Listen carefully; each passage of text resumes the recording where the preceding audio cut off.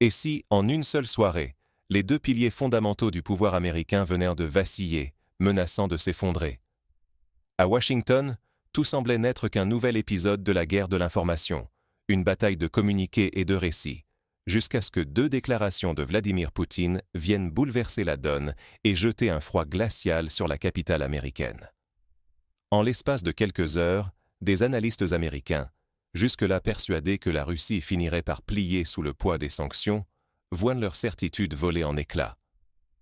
Cette fois, il ne s'agit plus de simples discours ou de manœuvres diplomatiques habituelles. Moscou vient de poser deux lignes rouges, calmement, sans provocation apparente, mais qui modifient radicalement toutes les règles du jeu, que ce soit pour la sécurité mondiale ou pour l'économie planétaire. Première onde de choc.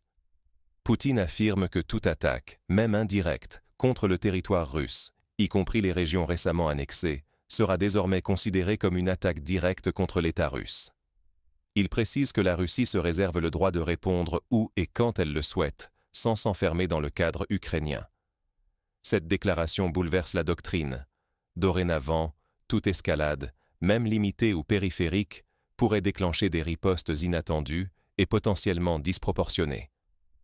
Pour le Pentagone, qui pensait maîtriser l'escalade, la stratégie de contrôle militaire devient soudainement incertaine, voire risquée. Seconde déflagration, tout aussi spectaculaire. Poutine annonce l'accélération du désengagement de la Russie du système financier occidental, remet en cause la place du dollar comme référence internationale et appelle à la création d'une alternative mondiale au paiement dominé par Washington. Il s'agit d'un coup direct porté au cœur de la domination du dollar et d'un signal fort envoyé au Sud global. Une porte de sortie existe désormais pour tous ceux qui redoutent de voir leurs avoirs gelés, à la merci d'un décret venu de l'étranger. Cette perspective n'est plus un simple vœu pieux, mais une option concrète que la Russie est prête à défendre et à promouvoir. Face à ces annonces, l'ancien ordre unipolaire, construit sur la force militaire et la suprématie du dollar, vacille. Les choix de Washington dans les mois à venir pourraient redéfinir l'équilibre mondial, non seulement pour aujourd'hui, mais pour des décennies. Ignorer ce tournant historique, ce serait courir le risque de subir des crises militaires ou économiques incontrôlables, dont les conséquences pourraient s'étendre bien au-delà des frontières américaines. Mais comment en est-on arrivé à ce point de rupture? Il est essentiel de revenir sur le contexte et de mesurer la portée exacte de ces annonces. Pourquoi ces mots, venus de Moscou, ont-ils glacé Washington et ses alliés? Précisément parce qu'ils marquent une inflexion, un avant et un après dans la confrontation globale. Quels sont ces mots qui ont transpercé la cuirasse de Washington? Deux déclarations, sobres dans la forme, mais explosives dans le fond, adressées à la fois à l'Occident et au reste du monde. Décryptons-les pour en comprendre toute la portée. Première déclaration. La Russie considère désormais toute attaque contre son territoire, y compris les régions nouvellement intégrées, telles que Donetsk, Louhansk, Kherson ou Zaporijia, comme une agression directe, justifiant une riposte potentielle partout, à tout moment. Moscou élargit ainsi le champ des hostilités, brouille délibérément les lignes, un navire, une base militaire, une infrastructure énergétique ou de communication alliée pourrait devenir une cible légitime. Cette ambiguïté stratégique, volontairement entretenue, inquiète. Pour la première fois, les responsables occidentaux réalisent que la sécurité de leurs propres forces n'est plus garantie, même loin du front ukrainien. L'effet psychologique est immédiat. La peur de l'imprévisibilité s'installe. Deuxième déclaration. La Russie annonce la fin de la prétendue neutralité des devises occidentales, accélère la dédollarisation de ses échanges et invite ses partenaires, notamment ceux du Sud global, à faire de même, à sortir du giron du dollar, à bâtir une infrastructure financière indépendante de toute pression politique ou menace de gel arbitraire des réserves. C'est un défi frontal à l'ordre financier mondial centré sur le dollar, où Washington jouait à la fois l'arbitre et le gardien. Beaucoup y voient la promesse d'un système où leur économie ne serait plus l'otage d'une seule superpuissance, où les sanctions américaines ne pourraient plus paralyser des nations entières sur simple décision administrative. Ces deux annonces frappent au cœur même de la stratégie américaine. D'un côté, l'escalade militaire devient impossible à anticiper. Chaque base, chaque navire allié, chaque infrastructure stratégique est potentiellement vulnérable. De l'autre, l'un des fondements de l'hégémonie américaine, le dollar, vacille. Si la Russie, rejointe par d'autres puissances, parvient à s'extirper du carcan financier occidental, cela pourrait déclencher une fuite massive hors du dollar, affaiblissant gravement l'influence américaine sur le monde.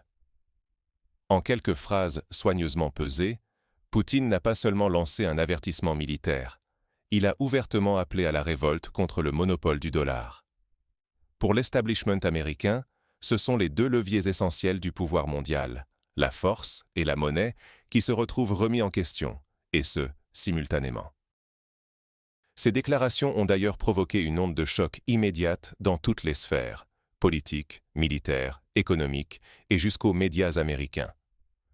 Quand la réalité contredit brutalement les récits officiels, que se passe-t-il? C'est exactement ce qui arrive aujourd'hui à Washington. Les experts, qui affirmaient que la Russie était isolée, épuisée, sur le point de céder, voient leur scénario s'effondrer sans ménagement. Dans les think tanks, c'est la panique, même si elle se drape derrière le langage du réajustement stratégique. Ceux qui affirmaient, avec aplomb, que Moscou finirait par céder sous la pression des sanctions, doivent désormais reconnaître une réalité toute différente. La Russie ne plie pas, elle revendique même la capacité de riposter bien au-delà du champ ukrainien.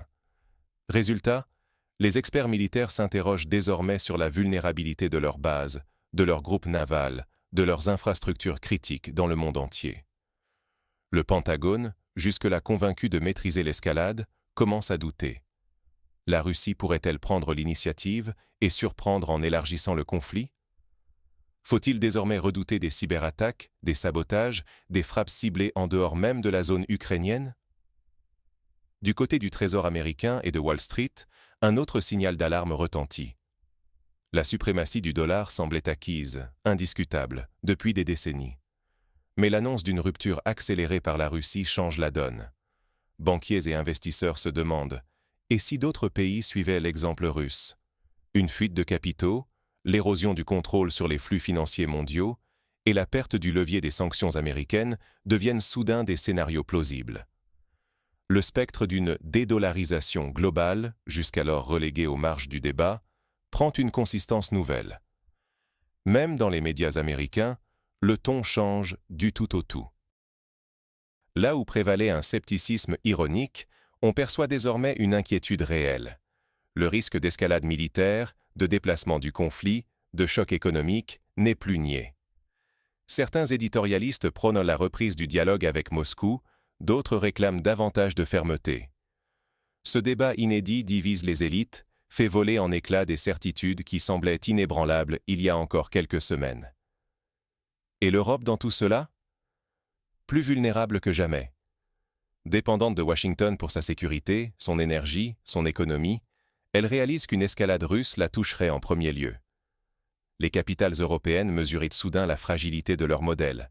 Infrastructures menacées à l'Est, industries exposées, crainte de répercussions sur leur population. Officiellement, l'Europe reste alignée avec l'Occident. Mais dans les coulisses, industriels et responsables politiques s'interrogent. Est-il raisonnable de rester prisonnier d'un système où chaque contrat, chaque échange, peut devenir otage d'un bras de fer géopolitique? Les voix qui prônent une plus grande autonomie, une diversification des alliances, se font entendre, encore discrètement, mais de plus en plus fermement. Du côté du Sud global, là où l'Occident pensait imposer son hégémonie et sa peur, nombreux sont ceux qui voient dans les annonces russes une opportunité historique. Si la Russie, sous pression, résiste et propose une alternative crédible, pourquoi subir encore les diktats d'un système qui ne profite qu'à une minorité? Pour la première fois depuis des décennies, l'idée d'un ordre réellement multipolaire attire un nombre croissant de pays, décidés à s'émanciper de la tutelle occidentale. L'exemple russe pourrait-il devenir un modèle pour d'autres? Le Brésil, l'Inde, l'Afrique du Sud, les États du Golfe?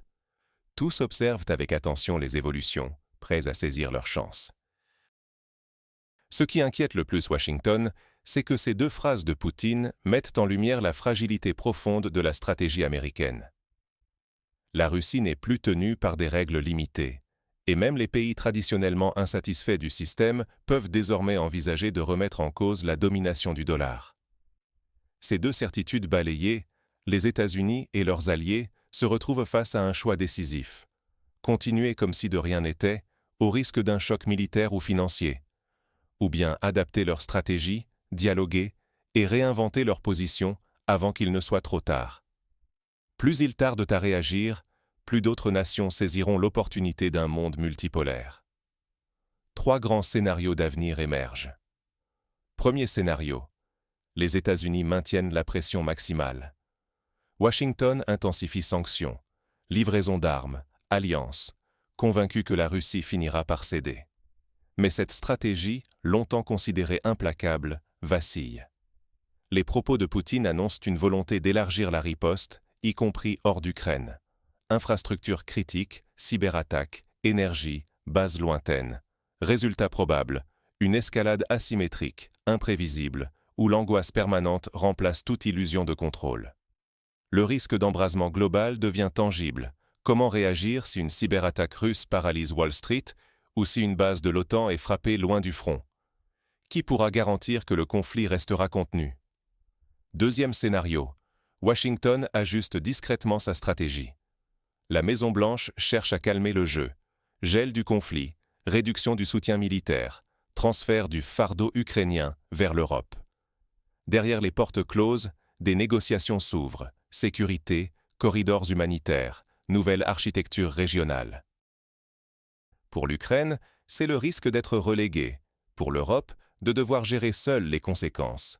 Pression énergétique, instabilité économique, nécessité de repenser sa sécurité collective. L'idée d'une paix froide, avec des compromis douloureux, refait surface. Troisième scénario, division interne aux États-Unis.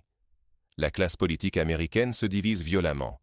Certains accusent la Maison-Blanche de faiblesse, d'autres réclament toujours plus de fermeté, au risque d'aggraver la crise. Cette division paralyse l'adaptation. Chaque camp instrumentalise la crise à l'approche des élections. Résultat, une Amérique figée, incapable de trancher, où le conflit avec la Russie devient un enjeu politique interne, et où la crédibilité de Washington s'effrite sur la scène internationale. Une dynamique parallèle s'impose, le rôle grandissant des puissances moyennes. Turquie, États du Golfe, Amérique latine. Tous observent la fracture et cherchent une troisième voie. S'émanciper du dollar, explorer de nouvelles alliances, profiter du moment pour s'affirmer. Cette multipolarisation accélère la perte d'influence américaine. Qui aurait cru, il y a 10 ans, que tant de pays oseraient contester ouvertement l'ordre imposé depuis Washington? Dans tous les cas, le destin de l'Ukraine, et plus encore celui de l'Europe, dépend des choix de Washington. L'Europe, longtemps protégée, découvre sa vulnérabilité. Une riposte russe contre ses infrastructures, ses banques, son industrie, ferait trembler la stabilité du continent. La peur d'une dédollarisation accélérée, de rupture d'approvisionnement, d'une récession imposée de l'extérieur grandit chaque jour. Que feraient les Européens si le gaz ou les métaux russes venaient à manquer? Si leurs banques se voyaient coupées des marchés mondiaux? Chaque option entraîne un coût, instabilité, marginalisation financière, voire conflit élargi. Nul ne peut ignorer la gravité de l'enjeu, ni l'urgence de repenser sa stratégie. Quelles leçons tirer de ce point de bascule? Et que peut-on faire face à ces bouleversements? La fin du jeu à somme nulle impose de repenser la donne mondiale. La Russie ne cherche plus seulement à survivre sous pression. Elle propose une alternative, où le dollar n'est plus central et où la sécurité ne dépend plus exclusivement de l'OTAN. Ce n'est pas simplement une riposte, mais une invitation aux autres puissances, à l'Europe, au Sud global, longtemps soumis aux sanctions, au dollar et aux menaces de blocus. Pour ces États non alignés, c'est l'opportunité de s'affranchir du système actuel. Leur choix pèsera lourd, car ils représentent le cœur des futurs flux énergétiques, industriels, financiers. Être otage du dollar ou s'en libérer pour de nouvelles alliances? La question n'est plus théorique. Pour beaucoup, le signal russe n'est pas un signe de faiblesse mais d'assurance et de refus du diktat d'une superpuissance. Il ne s'agit plus d'un club d'amis de Moscou, mais d'un groupe d'États décidés à ne plus accepter qu'un ordre venu de Washington puisse paralyser leur économie. L'Europe, elle, est à la croisée des chemins, partagée entre fidélité aux États-Unis et défense de ses intérêts stratégiques, énergie, industrie, stabilité. Les réactions à Bruxelles montrent que le doute s'installe. Jusqu'où faut-il suivre la stratégie américaine, si le prix est la perte de compétitivité ou une crise sociale? Il est urgent, pour les décideurs comme pour les citoyens européens, de regarder les risques en face. Toute escalade militaire ou financière aura des conséquences directes sur l'emploi, le coût de la vie, la sécurité. Les débats s'intensifient. Faut-il construire une défense européenne autonome? Diversifier ses sources d'énergie? Oser dialoguer sans filtre avec Moscou? Pour chacun, comprendre ces bouleversements n'est plus un luxe, c'est essentiel. Anticiper, c'est s'informer, débattre sans tabou, refuser les choix imposés d'en haut. L'enjeu n'a jamais été aussi concret. Ignorer ces mutations, c'est s'exposer à des chocs économiques ou sécuritaires, que l'on soit salarié, entrepreneur ou politique. Préparer l'avenir, c'est refuser la passivité, c'est se donner les moyens de peser sur les décisions cruciales qui s'annoncent. Il reste une question.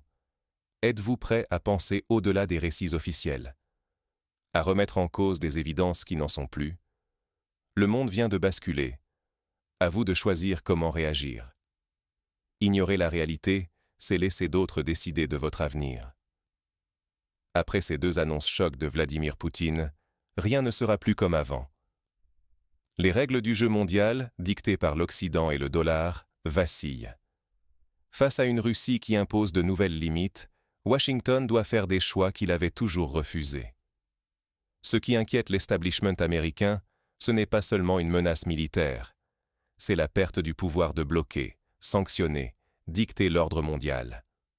Le dollar, pilier de la puissance américaine, est ouvertement contesté.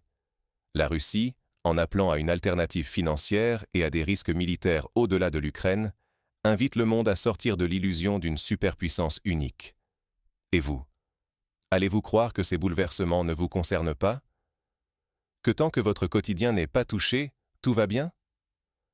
Pourtant, il s'agit de votre stabilité, vos économies, la sécurité de votre pays et sa place dans le monde. Refuser de voir le réel, c'est risquer de subir demain des décisions prises loin de chez vous. Que les Américains débattent, que les experts s'affrontent, une chose est certaine, la Russie a tracé une ligne et l'Occident ne pourra plus avancer comme avant. Alors, selon vous, les États-Unis vont-ils négocier, tenter le bras de fer, ou espérer que tout rentrera dans l'ordre? Dites-le nous en commentaire. Et surtout, restez informés et vigilants, chaque choix compte plus que jamais.